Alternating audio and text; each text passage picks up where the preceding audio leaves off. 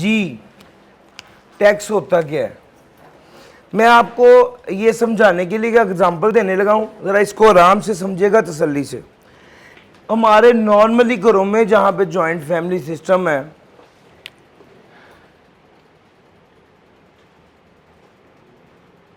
Father जो हैं वो घर को मैनेज कर रहे होते हैं, सारे घर के खर्चे जो हैं फादर के जिम्मे होते हैं। लेट्स से उनके 4 बेटे हैं, B1, B2, B3 और B4। सर जब तक तो ये सर बात सुनिएगा, फिर वही बात है कल वाली, मैंने बड़ा टाइम लगा दिया। अब सिर्फ सीरियस का मतलब है सीरियस यार, ठीक है। जब तक तो घर के खर्चे अबू जॉब कर रहे हैं, घर का सिस्टम बहुत अच्छे से चल रहा है, ये 4 बेटे हैं, जिंदगी गुजर रही है अच्छे से।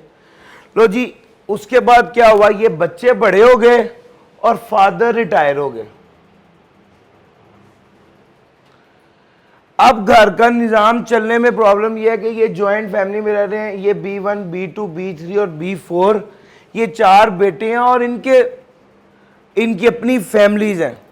अब घर का खर्चा बाप से हैंडल नहीं हो रहा, घर का खर्चा बढ़ गया और बाप जो है वो अब पहले कोशिश करता रहा और फिर एक पॉइंट पे आके बाप ने कहा कि सारे बच्चों को बुलाया और कहा कि बेटा जी अब आप में से सारे लोग कंट्रीब्यूट करेंगे तो ये कल का खाना पकेगा।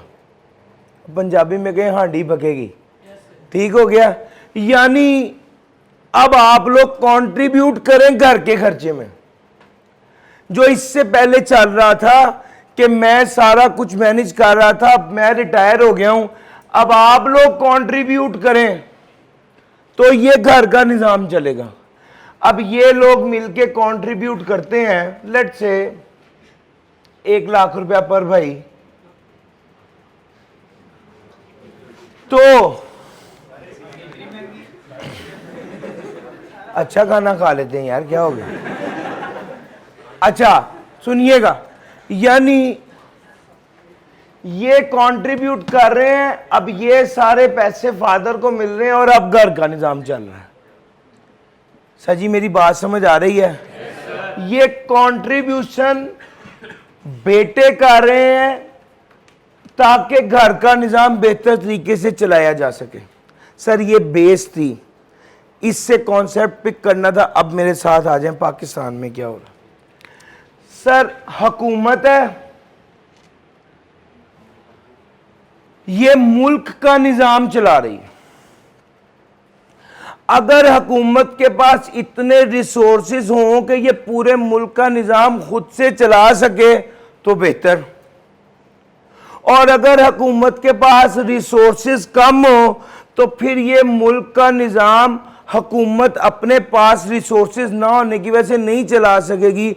अल्टीमेटली हुकूमत कहेगी कि मुल्क के अवाम जो हैं उनसे पैसे लिए जाएं, उनसे कॉन्ट्रीब्यूशंस लिए जाएं ताकि मुल्क का निज़ाम बेहतर तरीके से चलाया जा सके।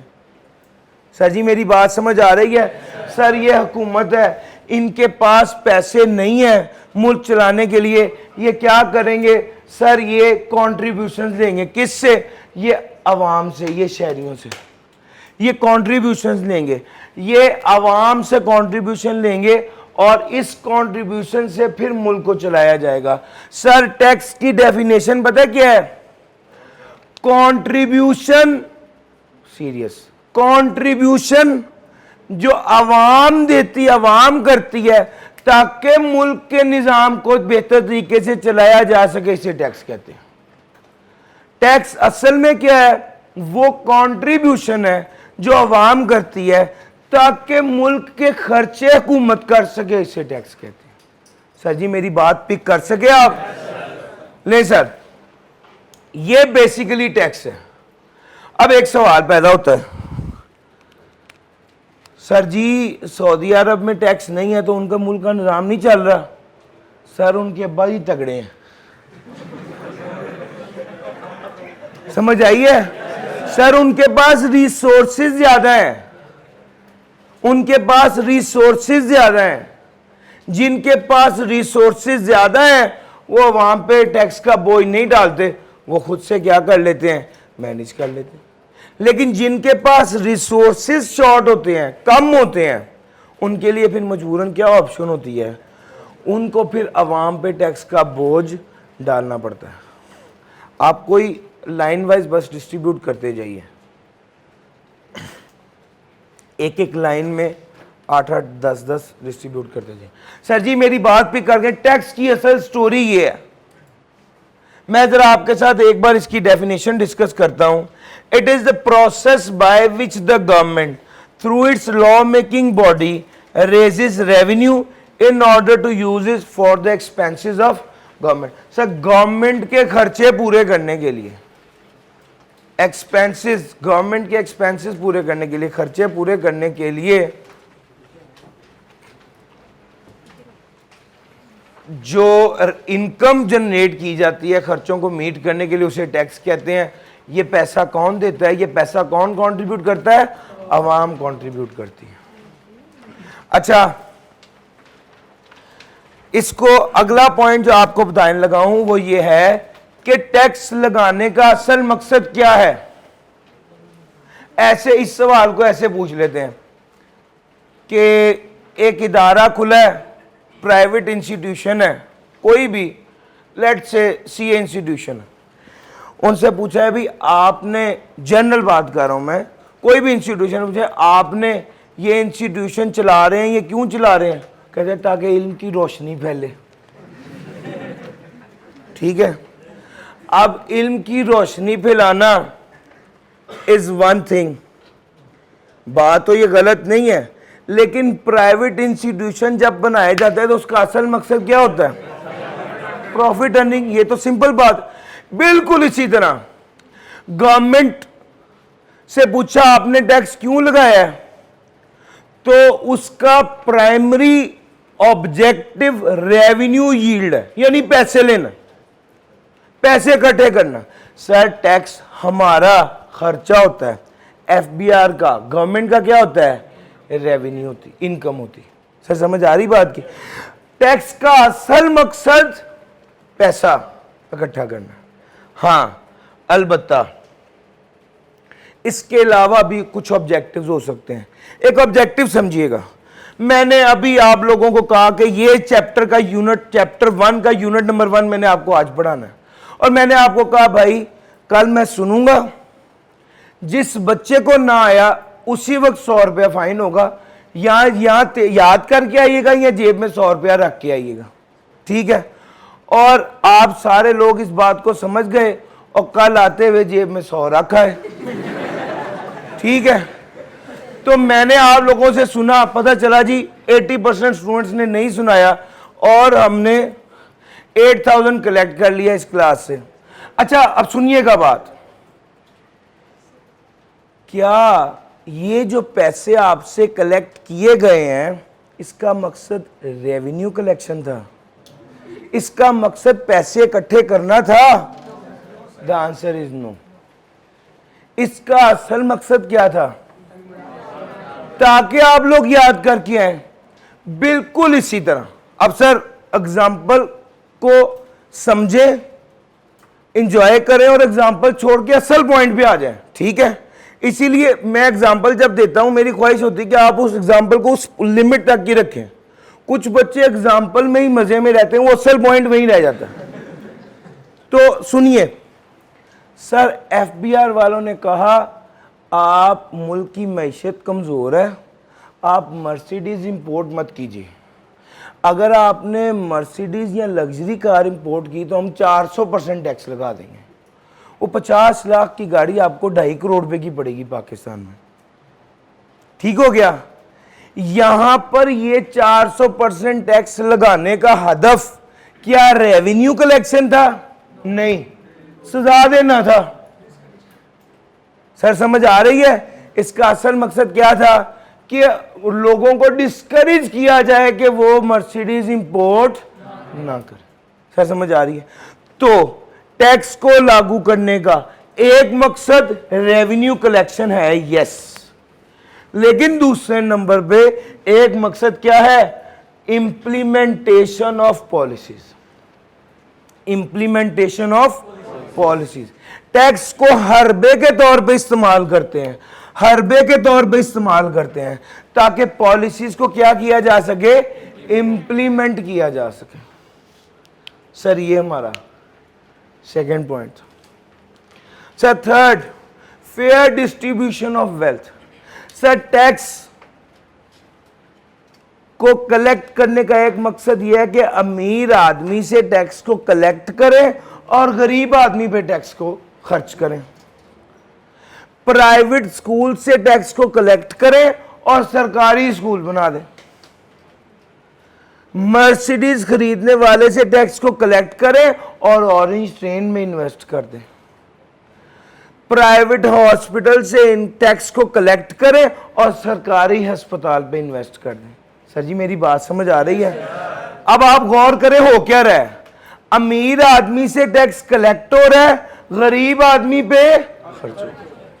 सर इसका असल मकसद होता है फेयर डिस्ट्रीब्यूशन ऑफ वेल्थ। जो वेल्थ है, जो गरीब और अमीर के दरमियान डिफरेंस है, फर्क है, उसको क्या किया जा सके, कम किया जा सके।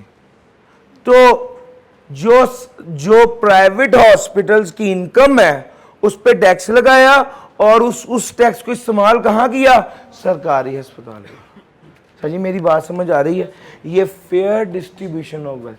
तो ऑब्जेक्टिव्स ऑफ टैक्सेशन में हमने 3 मेजर बातें की।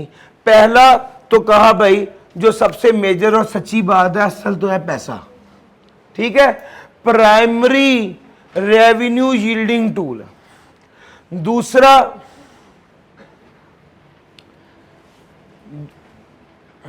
दूसरे नंबर पे क्या है, for collection of revenue to run and administer government, और यानी ये पहले वाली बात ही थी। दूसरे नंबर पे टूल फॉर इंप्लीमेंटेशन और fair distribution of wealth. Sir ji यहां से मेरी स्क्रीन नहीं पूरी आ रही, मुझे नहीं पता, अब वो रेलिवेंट बंदे को बता दीजिए कि यहां से थोड़ी सी स्क्रीन शॉट है।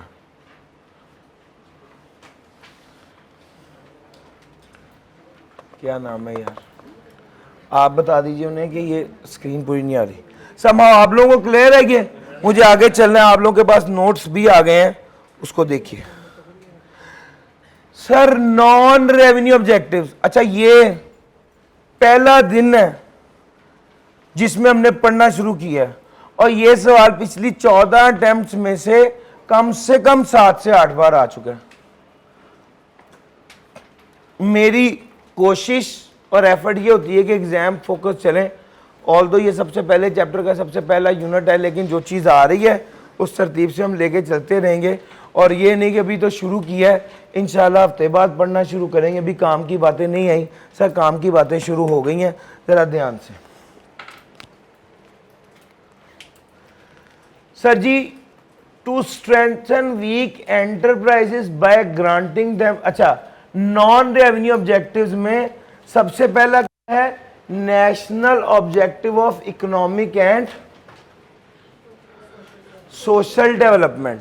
ठीक हो गया?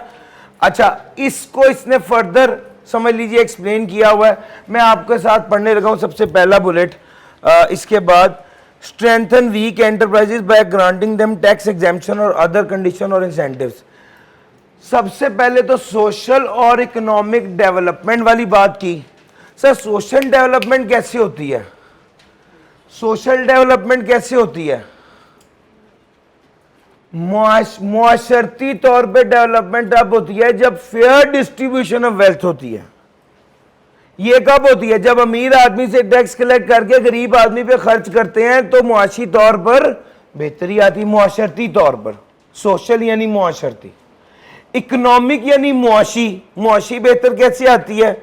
यानी हम ये चाहते हैं, एक इंडिकेटर होता है, आप लोगों में से जिन्होंने इकोनॉमिक्स पढ़ी है, अभी आप लोग एएफसी से डायरेक्ट आ रहे हैं, जो जिन बच्चों ने एएफसी में या पीआरसी में इकोनॉमिक्स पढ़ेंगे इंशाल्लाह उन्हें ये बात पता होगी, लेकिन मैं आपको सिखा देता हूं। सर जी हर मुल्क चाहता है कि हमारी एक्सपोर्ट बढ़े और इंपोर्ट कम हो। यस और नो? मेरे साथ रहिएगा और जवाब प्रॉपर दीजिएगा, ठीक है? मेरे पास ये यस और नो से ही पता चलना है कि आप जाग रहे हैं या नहीं।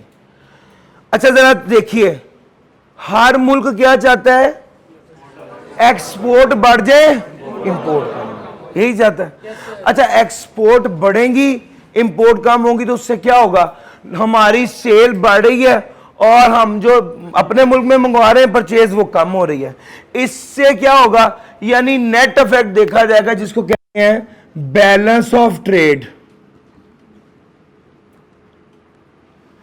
पाकिस्तान ने पूरी दुनिया के देने हैं 100 बिलियन, लेट से 100 बिलियन डॉलर, और पूरी दुनिया से वसूल करने हैं 70 बिलियन डॉलर।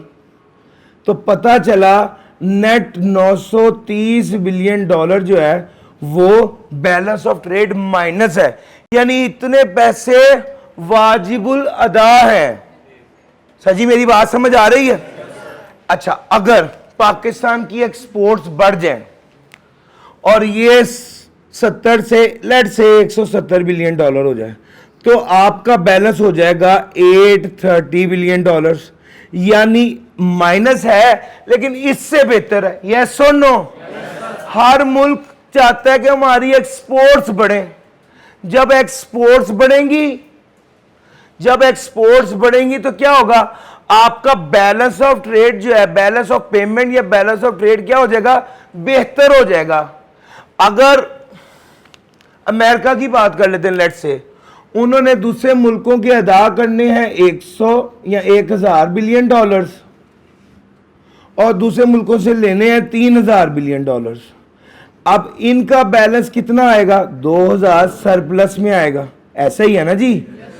और अगर ये अपनी एक्सपोर्ट्स को बढ़ा लेते हैं और ये 4000 बिलियन डॉलर्स पे चले जाते हैं, तो इससे होगा क्या, इनका बैलेंस जो है वो बेहतर हो जाएगा। सर ऐसा ही है ना? मैंने एक माइनस की फिगर को बेहतर करके दिखाया, एक प्लस की फिगर को बेहतर करके दिखाया। दोनों केसेस में आपको यह बताया है कि बैलेंस ऑफ ट्रेड एक्सपोर्ट्स के होने से फेवरेबल होता है और इंपोर्ट के होने से अनफेवरेबल हो जाता है। ठीक हो गया? माइनस की तरफ चला जाता है। अच्छा, इसको सरप्लस बोलते हैं, इसको डेफिसिट बोलते हैं। इकोनॉमिक्स की बहुत ज्यादा टर्म्स में मैं नहीं जाना चाह रहा। काम की बात यह है कि यार अगर लोगों से पैसे लेने थे और वो बढ़ गए हैं तो वो सरप्लस है, मुल्क के लिए बेहतरी है। ये एक इंडिकेटर होता है कि मुल्क बेहतरी की राह पर गामजन है। क्यों? क्योंकि अब इन्होंने लोगों से जो है वो ज्यादा पैसे लेने हैं पहले से। ठीक हो गया? अच्छा, ये पॉइंट तो आपकी समझ में आ गए। ये जो सोशल और इकोनॉमिक डेवलपमेंट, अब हमारे मुल्क में इस बैलेंस ऑफ ट्रेड को बेहतर करने के लिए पता क्या करते हैं, वो कहते हैं इंपोर्ट करोगे तो 400% टैक्स लगेगा, तंबाकू इंपोर्ट करोगे तो बहुत ज़्यादा टैक्स लगेगा, लग्जरी आइटम इंपोर्ट करोगे तो बहुत ज़्यादा टैक्स लगेगा। ऐसे ही बंदे का दिल चाहता है यार वाइट टाइगर ना इंपोर्ट कर लें, उन्होंने कहा जी इस पर 600% टैक्स लग जाएगा। समझ आ रही है? तो 1 करोड़ रुपए का वाइट टाइगर आपने मतलब इंपोर्ट कर लिया, वो कोई ऐसी आइटम तो नहीं थी जिसके बगैर गुजारा नहीं हो रहा था। ठीक है?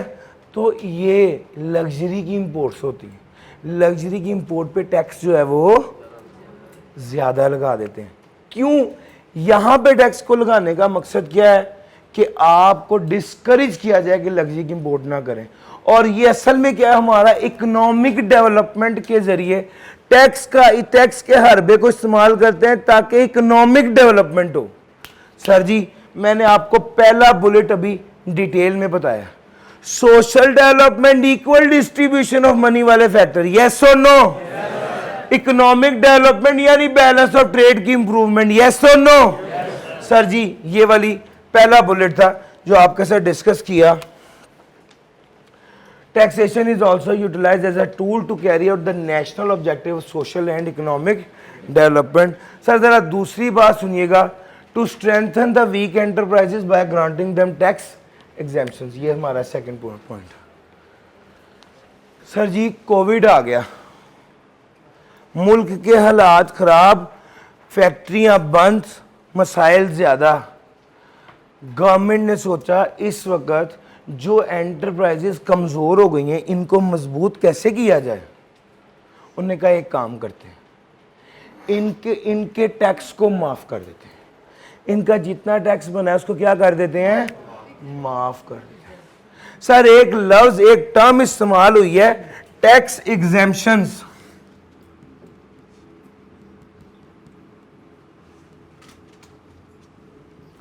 एग्जेम्पशन यानी माफी, टैक्स एग्जेम्पशन यानी टैक्स माफी, टैक्स को माफ कर देना। दूसरे नंबर पे एक टर्म और इस्तेमाल होती है जिसको कहते हैं टैक्स क्रेडिट। टैक्स क्रेडिट यानी टैक्स में कमी। एक बंदे का 100 रुपए का टैक्स बनता था, हमने कहा जा माफ किया और पूरा ही माफ हो गया। एक बंदे का 100 रुपए का टैक्स बनता था, कहा 50% माफ किया, इसको टैक्स क्रेडिट बोलते हैं। टैक्स में कमी टैक्स क्रेडिट, टैक्स माफी टैक्स एग्जेम्पशन। भैया टैक्स क्रेडिट का क्या मतलब है, टैक्स में कमी, और टैक्स एग्जेम्पशन का क्या मतलब है, टैक्स माफी। सर जी मेरी बात समझ आ गई है। एक थर्ड पॉइंट है जिसको कहते हैं टैक्स इंसेंटिव। यार इंसेंटिव क्या होता है, हम अक्सर सुनते हैं buy 2 get 1 free, buy 1 get 1 free, 2 courses लें 1 कोर्स फ्री, 2 कोर्स लें 1 ऑनलाइन फ्री, 1 कोर्स लें ऑनलाइन 50% ऑफ। लेट्स से इस तरह की कोई भी चीज़ जिसमें अल्टीमेटली खरीदार को फायदा दे दिया जा रहा होता है।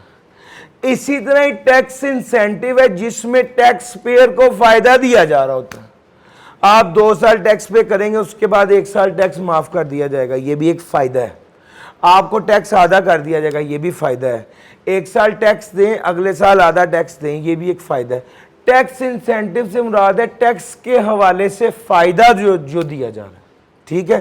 टैक्स एग्जेम्पशन जो है वो भी एक टैक्स इंसेंटिव हो। आप एक कारोबार, आप कसूर से आगे एक इलाका है जो बिल्कुल सुनसान है, वहां पे फैक्ट्री लगाएं, 3 साल तक हम आपको 25% टैक्स माफ कर देंगे। सर ये एक टैक्स इंसेंटिव है। तो टैक्स इंसेंटिव यानी टैक्स के हवाले से फायदा। टैक्स क्रेडिट और टैक्स एग्जेम्पशन भी असल में टैक्स इंसेंटिव की ही एक किस्म है। उसमें भी टैक्स के हवाले से क्या हो रहा है, फायदा। तो टैक्स इंसेंटिव एक ब्रॉडर टर्म है, ठीक है, कि आपको गवर्नमेंट टैक्स इंसेंटिव दे देती है ताकि आपको क्या दिया जाए, फायदा मुहैया किया जाए। सर जी ये 3 टर्म्स थी, आगे भी आनी थी, मैं सोचा एक ही बार बता दूं। सर एक एंटरप्राइज जो कमजोर हो गई थी, टैक्स वाले ने सोचा ये कमजोर होगी कहीं फौत ही ना हो जाए, तो क्या कर दिया, उसको टैक्स एग्जेम्पशन दे दिया या दूसरे टैक्स इंसेंटिव्स दे दिए। उन्होंने क्या कहा है इसके हवाले से, अच्छा सर जी तीसरा आ गया, to protect local industry against foreign competition by increasing local import taxes. नहीं जी ये वाली बात सुनना। सर ये पियानो का मार्कर है, पाकिस्तान में ये जब बनता है तो इसकी कॉस्ट है 50 रुपये और मार्केट में सेल होता है ये 80 का। एक साहब चाइना चले गए, चाइना में ये वाला मार्कर ले गए, कहते इस तरह का मार्कर बना के दो, कितने पैसे लोगे। उन्होंने कहा जी 20 रुपये। अब इस बंदे ने कहा ठीक है 2 कंटेनर बना दो। ये कंटेनर बन के पाकिस्तान आ गए और ये मार्कर अगर पाकिस्तान में 40 रुपये का बिकने लग जाएगा तो क्या होगा, क्या करना चाहिए, पियानो की फैक्ट्री बंद कर दें, मार्कर चाइना से मंगवा के बेची जाए, 10 रुपये का फायदा हो रहा है, क्या ये करना चाहिए। सर जी वो मुल्क चलेगा जिस मुल्क की इंडस्ट्री चलेगी। पियानो में 5000 वर्कर काम करता है, 2000 मैनेजमेंट स्टाफ काम करता है, इतने ज्यादा लोगों का रोजगार लगा हुआ है उसके साथ, इतनी ज्यादा फैमिलीज चल रही हैं, तो वो बंद कर दें क्योंकि चाइना से सस्ता मिल रहा है, या अपनी इंडस्ट्री को प्रोटेक्ट करें, अपनी इंडस्ट्री को प्रोटेक्ट करना चाहिए। सर जी गौर से बात सुनिएगा। सर जी जब टैक्स वालों ने देखा कि ये तो इस तरह काम खराब हो जाएगा, इन्होंने टैक्स के टूल को इस्तेमाल किया, गवर्नमेंट ने टैक्स के टूल को इस्तेमाल किया और कहा इसके ऊपर 300% टैक्स लगेगा। 60 रुपए इस पे टैक्स लगेगा। अब इसकी कॉस्ट क्या हो जाएगी? इस तरह जेन्युइन तौर पे भी होता है, जेन्युइनली भी होता है, लेकिन ये डिपेंड करता है। आमतौर पे इतना बड़ा गैप नहीं होता, ठीक है। क्योंकि मैं चीज़ों को बहुत क्लियर रखना चाहता हूँ तो एक बड़ा गैप आपको दिखाता हूँ ताकि आप चीज़ों को अंडरस्टैंड करें। सर जी पॉइंट समझने वाला क्या है कि भाई अपनी लोकल इंडस्ट्री को प्रोटेक्ट करना लाजमी है। इंपोर्ट को डिस्करेज किया ताकि अपनी लोकल इंडस्ट्री को क्या करें? सर जी अब अंग्रेजी पढ़िएगा। To protect local industry against foreign competition. Local import जो आप इंपोर्ट कर रहे हैं उस पर टैक्स क्या कर दिया? बढ़ा दिया, ताकि आपकी लोकल इंडस्ट्री क्या हो जाए? प्रोटेक्ट हो जाए। ठीक हो गया भाई? Sir ji as a bargaining tool in trade negotiation with other countries, example लीजिए। सर अमेरिकन आर्मी के लिए 2 लाख टी शर्ट चाहिए थे। अमेरिका ने कहा चलो ठीक है, इंडिया से भी पूछते हैं, बांग्लादेश से भी पूछते हैं और पाकिस्तान से भी पूछ लेते हैं। इंडिया ने रेट दिया 90, बांग्लादेश ने रेट दिया लेट्स से 85, पाकिस्तान ने कहा जी हमारे पास तो 88 तक ही हम दे सकेंगे। सर कौन विन कर जाएगा ये बेट? सर बांग्लादेश विन कर जाएगा। इस केस में इन्होंने कहा कि हमें करना क्या चाहिए? हमें करना ये चाहिए कि इस पाकिस्तानी 88 रुपये में अगर टैक्स का इम्पैक्ट है 5 रुपये का तो उसको माफ़ कर दे। पीछे कितना रह गया? 83 रह गया। इससे क्या होगा? ये टैक्स माफ़ कर दिया ताकि पाकिस्तान ये वाली बिड विन कर जाए। सर जी मेरी बात समझ आ रही है? आपके साथ जो बात लिखी हुई है आप अपने नोट्स में देखिए, वो क्या है?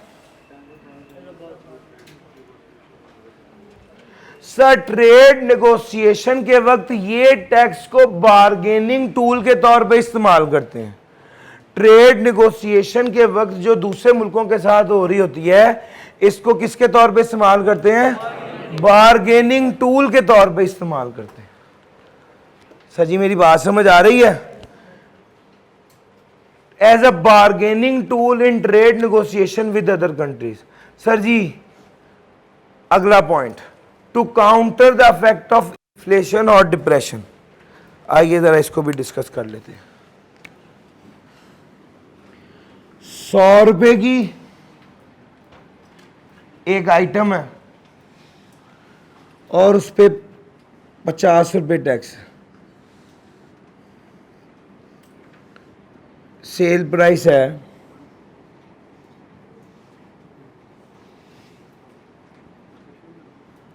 150। आइटम की कीमत क्या हो गई? लेट्स से ये 50% टैक्स है इसके ऊपर। आइटम की कीमत हो गई 200, इस पे टैक्स कितना हो जाएगा? 100। इसकी कीमत बढ़ के कितनी हो जाएगी? 300। इन्फ्लेशन क्या होती है? कीमतों का बढ़ना। आपको पता है करंटली पाकिस्तान में क्या सीन चल रहा है जो पेट्रोल प्राइसेस हैं उसके हवाले से? इन्होंने अनाउंस कर दिया कि अगले 3 माह तक 4 माह तक प्राइस नहीं बढ़ेगी। अनाउंस किया ना? अब प्राइस कितने पे फिक्स हो गई? 150 पे। आपको पता है इंटरनेशनल प्राइस और बढ़ गई है। तो फिर यहाँ पे चल क्या रहा है? पता है क्या चल रहा है? यहाँ पे लेट से पहले प्राइस थी 100 और इस पे टैक्स था 50 का और ये चल रही थी 150। अब प्राइस बढ़ के हो गई है 110। अब इन्होंने इन्फ्लेशन को कंट्रोल करना है और प्राइस को कंट्रोल करना है, प्राइस इन्होंने 150 से ज्यादा नहीं बढ़ने देनी। तो अब होगा क्या सर, टैक्स को कम कर देंगे। पहले हर लीटर पे 50 रुपए का टैक्स जा रहा था, अब हर लीटर पे 40 रुपए का। सर जी मेरी बात समझ आ रही है? अब ये वाली बात को इसके साथ रिलेट करें। सर इफेक्ट ऑफ इन्फ्लेशन को काउंटर किया जा रहा है या नहीं किया जा रहा? काउंटर कहते हैं उसका उलट करना, उसको कंट्रोल करना। इन्फ्लेशन से प्राइस बढ़ रही थी, उसने बढ़ती हुई प्राइस के इंपैक्ट को काउंटर कैसे किया है? टैक्स को कम कर दिया। सर जी यस और नो? अच्छा जनाब, फिर उसके बाद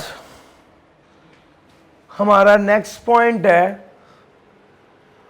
to reduce inequalities in the distribution of wealth. ये वाली बात मैं काफ़ी डिटेल में पहले कर चुका हूँ। अमीर आदमी से ज़्यादा टैक्स वसूल करना और गरीब आदमी पे खर्च करना, ताकि इनइक्वालिटी को कम किया जा सके। वेल्थ की तकसीम जो है वो उसमें इनइक्वालिटीज़ को रिड्यूस किया जा सके। अच्छा, to promote science and invention, कुछ ऐसी चीज़ें हैं जिनको प्रमोट करने के लिए गवर्नमेंट इंसेंटिव्स देती है और टैक्स को टूल के तौर पे इस्तेमाल करती है। सर साइंस और इन्वेंशन को प्रमोट करने के लिए, फाइनेंस एजुकेशनल एक्टिविटीज़ को परफॉर्म करने के लिए, और maintain efficiency of labour force. Sir आपने कोई साइंस का इदारा, कोई इन्वेंशन के हवाले से काम कर रहे हो, कोई एजुकेशनल एक्टिविटीज़ हों, और इसके अलावा लेबर फोर्स की एफिशिएंसी को इम्प्रूव करने के लिए कोई काम कर रहे हो। मिसाल के तौर पे मैं डेस्कॉन के ऑडिट पे था। डेस्कॉन वालों ने एक इदारा बनाया DTI, डेस्कॉन ट्रेनिंग इंस्टीट्यूशन। वहाँ पर वो जो लोग बिल्कुल कोई काम नहीं करते या जिनकी एजुकेशन नहीं, उनको वेल्डिंग सिखाई जाती है और वो वेल्डिंग करके फिर पैसे कमा पाते हैं। तो लेबर फोर्स को काम सिखाना या जिनको वेल्डिंग आती है उनकी एफिशिएंसी को इम्प्रूव करने के लिए उन्होंने वो इदारा बनाया। अब सर इस इदारे पे कोई टैक्स नहीं है। तो ये क्या है, क्यों नहीं है? क्योंकि सर वो इस एक्टिविटी को गवर्नमेंट वाले क्या कर रहे हैं? प्रमोट कर रहे हैं। ठीक हो गया? To implement laws which eliminate discrimination among various elements in market और बिजनेस। सर ये क्या पॉइंट है, जरा इसको समझिएगा।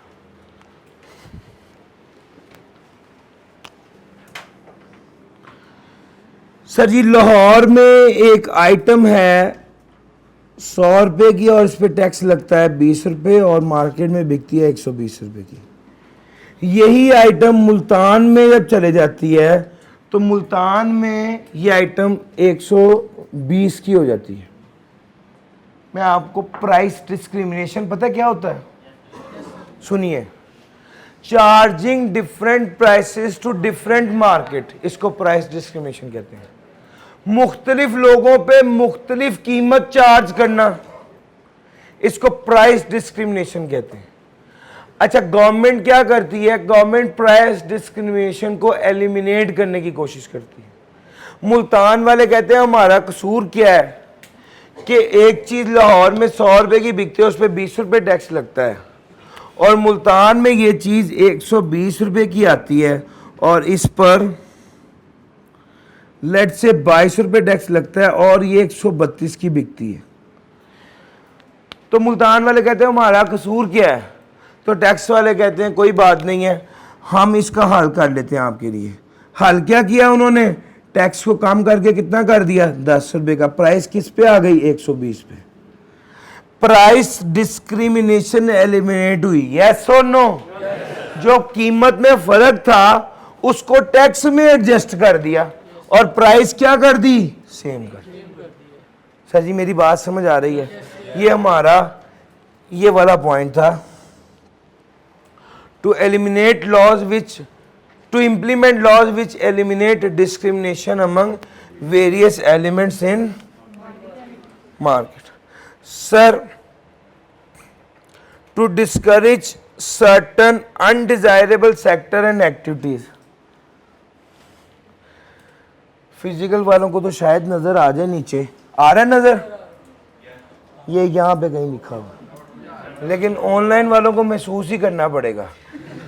सर वो बुक से देख लीजिएगा, जो नोट्स आपके साथ शेयर किए जाएंगे उसमें लास्ट पॉइंट लिखा हुआ है, मैं एक्सप्लेन कर देता हूँ। अच्छा जी, to discourage certain undesirable sector and activities, कुछ सेक्टर्स अनडिजायरेबल, जैसे सिगरेट। अब सिगरेट एक ऐसा काम है जिसका किसी तौर भी कोई फायदा नहीं है एक्टिविटी में, तो उसके लिए क्या करेंगे, उस पर टैक्स लगा देंगे ताकि उसे डिस्करेज किया जा सके। कैसे टैक्स लगाएंगे? सिगरेट तंबाकू जो इंपोर्ट होता है उस पर अलहदा टैक्स लगता है, फेडरल एक्साइज ड्यूटी अलहदा लगती है, सेल्स टैक्स उस पर अलहदा लगता है, सारे टैक्सेस उसके ऊपर इम्प्लीमेंट होते हैं। ठीक है, मकसद क्या है? मकसद है डिस्करेज किया जाए सिगरेट को। सर इसमें नॉन रेवेन्यू ऑब्जेक्ट्स है जिस पे टैक्स लग रहा है, तो इसका लफ्जी मीनिंग होती है इसमें, तो इसका मतलब ये बनता है कि इन पे टैक्स नहीं लगना चाहिए non revenue objective. Non revenue objective का लफ्जी मतलब है वो मौके जहां पर टैक्स लगाने का मकसद पैसे जमा करना नहीं है। टैक्स लग रहा है लेकिन टैक्स लगाने का मकसद पैसे जमा करना नहीं है। रेवेन्यू, वहां पर ऑब्जेक्टिव रेवेन्यू कलेक्शन नहीं है, पैसे तो आ रहे हैं लेकिन मकसद रेवेन्यू कलेक्शन नहीं है। सर जी ये कुछ डिस्कशन थी नॉन रेवेन्यू ऑब्जेक्टिव्स के ऊपर।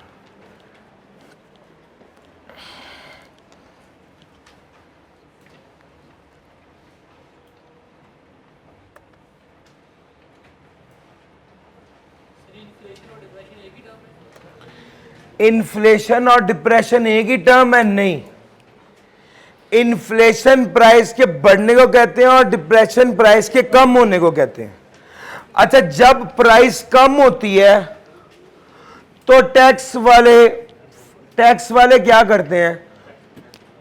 टैक्स बढ़ा देते हैं ताकि प्राइस स्टेबल रहे। मैंने जब आपको एग्जांपल दी थी ये वाली, इस एग्जांपल की तरफ चलते हैं, ये वाली पेट्रोल वाली एग्जांपल में इन्होंने प्राइस फिक्स कर दी है। अगर आज ऑयल की प्राइस 90 हो जाती है तो टैक्स कितना हो जाएगा? 60 हो जाएगा। प्राइस क्या रहेगी? स्टेबल रहेगी। इस केस में प्राइस बढ़े तो इन्फ्लेशन, कम हो तो डिप्रेशन। सर समझ आ रही है ये पॉइंट?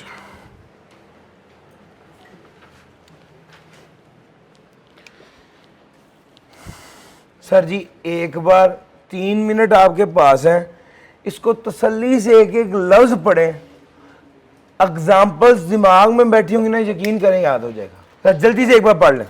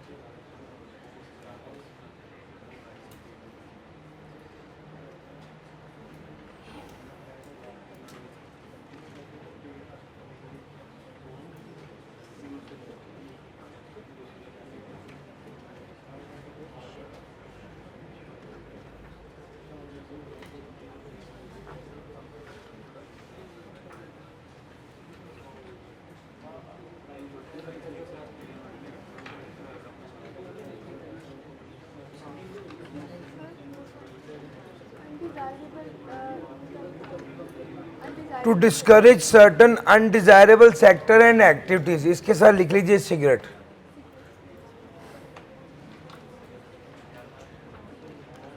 सर जी चले आगे।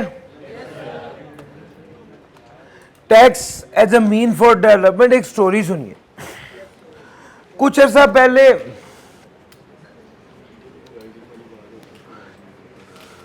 शहबाज शरीफ साहब एक जगह पे गए, उन्होंने खुली जगह देखी और उन्होंने कहा कि लाहौर में पोल्यूशन भी बहुत बढ़ गई है और रश भी बहुत बढ़ गया है, अगर लाहौर की फैक्ट्रीज यहाँ आ जाए ना तो काफ़ी आसानी हो जाएगी। और उन्होंने लाहौर की फैक्ट्री वालों को कहा कि आप यहाँ पे शिफ्ट कर लें। अब जो लाहौर में जिनकी फैक्ट्रीज थी वो नहीं मान रहे थे, इतने में उन्होंने टैक्स के हरबे को इस्तेमाल किया और उन्होंने कहा हम आपका 3 साल तक टैक्स माफ़ कर देंगे, आप अपनी फैक्ट्री यहाँ पे शिफ्ट कर लें। ठीक हो गया। वो एक बेआबान जगह डेवलप हो गई। कैसे? कि वहाँ पर फैक्ट्री शिफ्ट हो गई और हमने क्या हरबा क्या इस्तेमाल किया? टैक्स। टैक्स को एक टूल के तौर पे इस्तेमाल किया। सर जी मेरी बात समझ आ रही है? जो फर्स्ट पॉइंट है वो ये, government can declare some areas as free zone और economic zone and provide tax incentive so that businessmen may opt to establish business या industrial unit that would bring employment opportunities and overall prosperity in underdeveloped areas। फिर मैं तसल्ली से एक एक चीज़ बताता हूँ ताकि आप लोग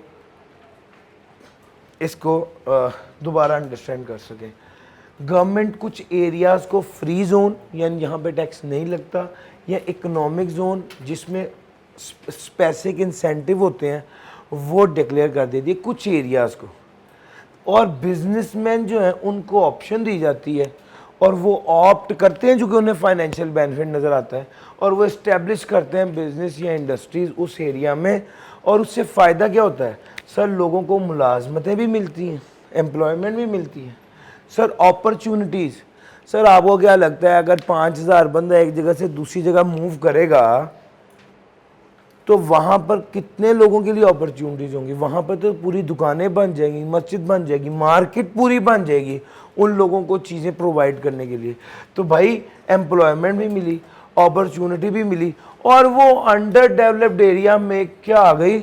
खुशहाली भी आ गई, प्रॉस्पेरिटी भी आ गई। तो ये tax as a mean of development में फर्स्ट पॉइंट है। Sir taxing rich at higher rate and low income group at low rate. Sir अमीर बंद जिसकी इनकम 10 लाख पर मंथ है उस पे टैक्स 30% पे लगता है, और जिसकी इनकम 1 लाख पर मंथ है उस पे टैक्स 10% पे लगता है। अमीर बंदे पे ज्यादा परसेंट टैक्स चार्ज करना ताकि उससे ज्यादा टैक्स कलेक्ट करके किस पे खर्च किया जाए? गरीब आदमी पे खर्च किया। ठीक हो गया सर, इससे डेवलपमेंट होगी मुल्क में। Sir ji third point, imposition of high custom duty on import of luxury item और आइटम मैन्युफैक्चर्ड इन पाकिस्तान। आप अपने नोट्स में देख रहे होंगे कि मैंने इसको अलहदा किया है। वो ना कुछ कंफ्यूजन कॉज हो जाती थी, स्लाइड नहीं, मैंने स्लाइड में नहीं शो हो रहा लेकिन आपके नोट्स में शो हो रहा है। सर इंपोज कर देना हाई कस्टम ड्यूटी इंपोर्ट पर, किसकी इंपोर्ट पर? लग्जरी आइटम की इंपोर्ट पर, या किसकी इंपोर्ट पर? उन आइटम्स की इंपोर्ट पर जो ऑलरेडी मैन्युफैक्चर्ड इन पाकिस्तान है, ऑलरेडी मैन्युफैक्चर्ड इन पाकिस्तान है। सर इसमें जो बात समझने की, वो ऑलरेडी मैन्युफैक्चर्ड इन पाकिस्तान की मिसाल ये पियानो है। सर पाकिस्तान में ऑलरेडी बन रहा था ना, अगर वही चाइना से इंपोर्ट करेंगे तो उस इंपोर्ट पे क्या करेंगे? ज्यादा टैक्स लगाएंगे। ठीक हो गया। और अगर लग्जरी गुड्स हैं, लग्जरी आइटम्स हैं, वो मर्सिडीज वाली बात याद है ना सर, उस पर क्या करेंगे? हायर टैक्स लगेंगे। अच्छा जनाब, अगली बात है, अगले 2 पॉइंट्स हैं, मैं जरा इसको बता दूं, पहले समझ लीजिए फिर पढ़ाता हूं। यार एक आपके वज़ीर आज़म को बड़ा शौक है कि लंगर खाना सिस्टम इंट्रोड्यूस करने का। अच्छा, अब होता क्या है, हम आम तौर पे वही बात है, लोग कोशिश करते हैं कि डेवलप करें लोगों को। ये कहते हैं डेवलप ना हो, रोटी पानी हम दे देंगे, बस ऐसे ही डेवलप। अच्छा ज़रा सुनिएगा, ये एक ऑर्गेनाइजेशन बन जाती है। इस ऑर्गेनाइजेशन के पास इनकम आती है डोनेशंस के जरिए। तो क्या इस लंगर खाने के बाद जो डोनेशन मिलेगी इस पे टैक्स लगेगा? The answer is no tax. पहली बात, ऑर्गेनाइजेशन या इंस्टीट्यूशन जो वेलफेयर के लिए काम कर रहा है उस पे कोई टैक्स नहीं लगता। पॉइंट नंबर 2,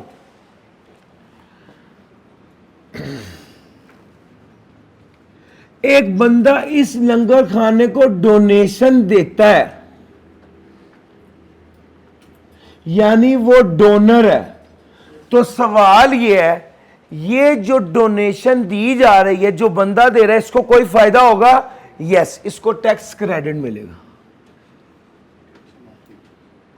भैया नहीं, टैक्स क्रेडिट है, टैक्स में कमी। सर इस इदारे को टैक्स माफी है। लंगर खाना जो है इसको टैक्स एग्जेम्पशन है, और इस डोनेशन देने वाले को क्या मिलेगा? टैक्स क्रेडिट मिलेगा। सर जी मेरी बात समझ आ गई? अब जरा पढ़िए, ये 2 पॉइंट्स आपके पास लिखे हुए हैं। Sir point number 1, tax credit on charity donation to promote welfare activities, tax exemption to charity और educational institution to promote this activities. Sir tax credit donation देने वाले को, और टैक्स एग्जेम्पशन किसको मिल रही है? उस इदारे को जो ये एक्टिविटी वेलफेयर एक्टिविटी कर रहा है। Sir ji tax incentive for agro based project to promote agriculture. Sir Pakistan में ना agriculture, Pakistan basically agro based country है। ये जो एग्रीकल्चर है इसको प्रमोट करने के लिए इस पे कोई टैक्स नहीं है। सॉफ्टवेयर सेक्टर पूरा जो है, सॉफ्टवेयर की एक्सपोर्ट पे कोई टैक्स नहीं है। इसके इनकम टैक्स की बात कर रहा हूँ बेसिकली।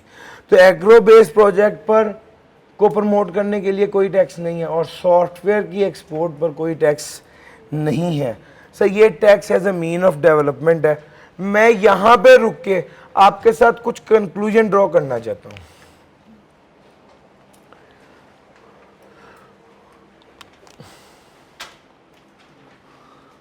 मोटी मोटी बातें करें, यानी कंक्लूडिंग और की पॉइंट्स हैं।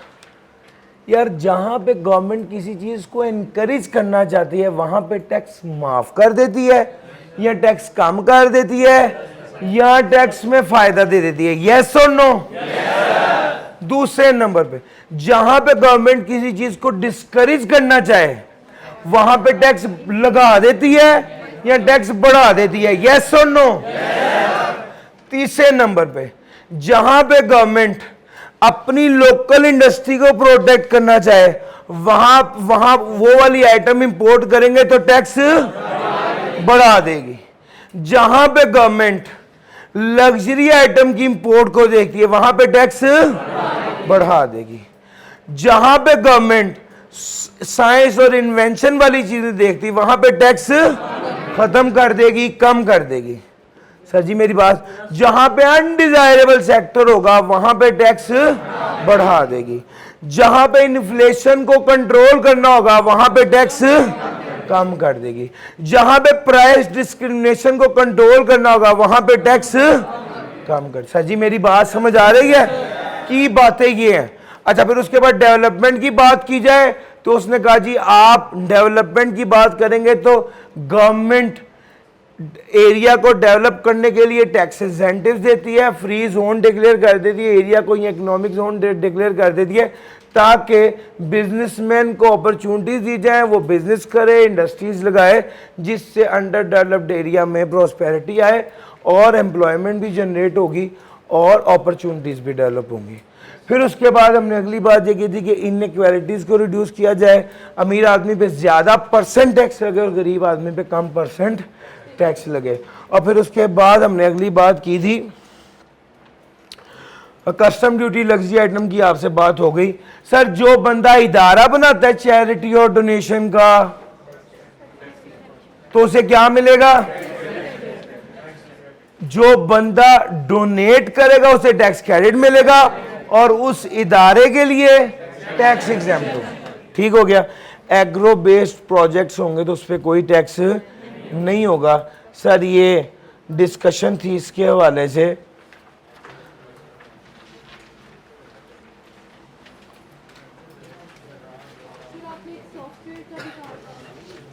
आईटी सॉफ्टवेयर की एक्सपोर्ट पर भी टैक्स नहीं होता। आज के लिए हम यहां पे रुकते हैं। यार बात समझ आ रही? यस और नो? थैंक यू जी। किसी का सवाल है तो वो सवाल पूछ सकता है, जिसको समझ आ गई वो जा सकता है।